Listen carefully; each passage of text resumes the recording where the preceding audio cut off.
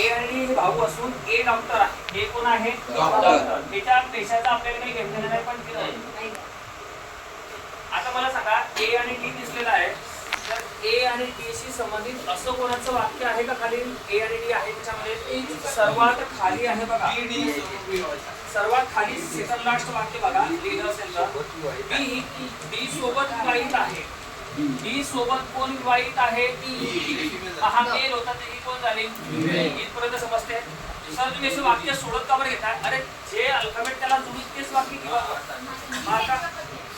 त्याच्यानंतर त्यांना म्हटलं आपल्याला आणि जी त्यांचे काय आहेत अपत्य आहे, यांचे अपत्य कोण आहे? जी हे त्यांचे अपत्य पण मेल आहे का फिमेल आहे कन्फर्म नाही. उसके बाद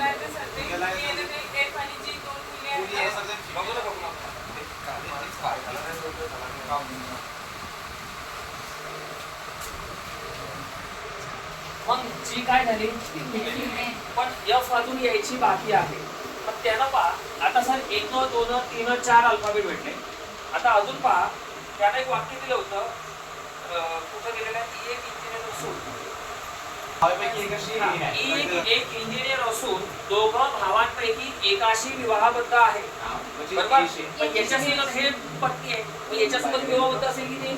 कारण याचं ऑलरेडी लग्न झालं. पण याच्यासोबत कोण विवाहबद्ध असेल? ई. आणि ई कोण आहे? फिमेल आहे. आणि कोण आहे? इंजिनियर. माझ्या मध्ये समजत नाहीये काय काय समजलं? एक दोघी भावांपैकी एकासोबत विवाहित आहे. त्याच्यासोबत गेलं तर भांडणं होतील ना. याच्यासोबत मला घेते ऑलरेडी लग्न झालेलं आहे. मग आता मला सांगा सर 1 2 3 4 5 लोक भेटले. अजून एक लास्ट मध्ये काय म्हटलं जे एफ आणि जी दोन मुली आहेत. आता मला सांगा याची तर हे मुलगी झाली, मग या दोघांची एक मुलगी असेल ना एफ म्हणून. या दोघांची एक मुलगी आहे कोण? एफ. आणि ती फिमेल आहे असं प्रश्नामध्येच म्हटलं होतं. पहिलंच वाक्य एफ आणि जी मुली आहेत. पण इथून पिक्चरची सुरुवात योग्य असते का? नाही. सर हिला दोन अपत्य पण अजून एक असेल. काय नाव त्याचं? दोन अपत्य आहेत. कोण आहे ते मालूम नाही सर. सीचं काही म्हटलं का त्यांना? पेपरवाला मी फार हुशार आहे ना, अल्फाबेट प्रश्न देताना सी म्हटलं नाही, पण लास्ट मध्ये म्हटलं सी कोण आहे. मग दोन अपत्य आहे. हे जर फिमेल आहे तर एक कोणतरी असेल की तो मेल असेल. असं काही कन्फर्मच नाही, पण असं काही कन्फर्म नाही की हा सी मेलच आहे. बरोबर? इथपर्यंत समजलं का?